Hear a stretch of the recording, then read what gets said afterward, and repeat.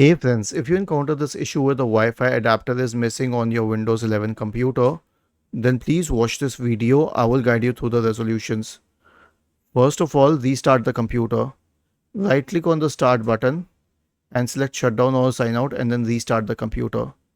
The next solution is to check for a physical switch on the keyboard because a lot of computers have a physical switch to turn the Wi-Fi on and off the Wi-Fi adapter. Now I'll tell you the exact problem first of all. Press the Windows key and the R key, type ncpa.cpl. We see the adapters here. If you don't even see the adapter here, it's not that it's enabled or disabled, but if you don't even see the adapter here, then that's a problem. If you don't see the adapter here, then obviously it can be checked. You can scroll up and scroll down. But if you don't see the adapter in the network connections window, then that's a problem. The next solution is to check the device manager. So search for device manager in the Windows search bar and open the device manager.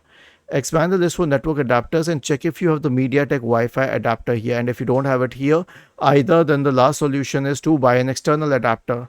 So go to amazon.com or any website of your choice. That's up to you. Best buy anything that you want. Okay. And then search for external Wi-Fi adapter for PC or laptop or whatever. And then scroll down and I'll tell you which kind of adapter to buy. This one, the TP-Link kind of adapter, which just has a single slot. It is more than sufficient for a laptop. Was this helpful? If yes, then please subscribe to the channel. If not, then let us know in the comment section of the video on how we could help you further.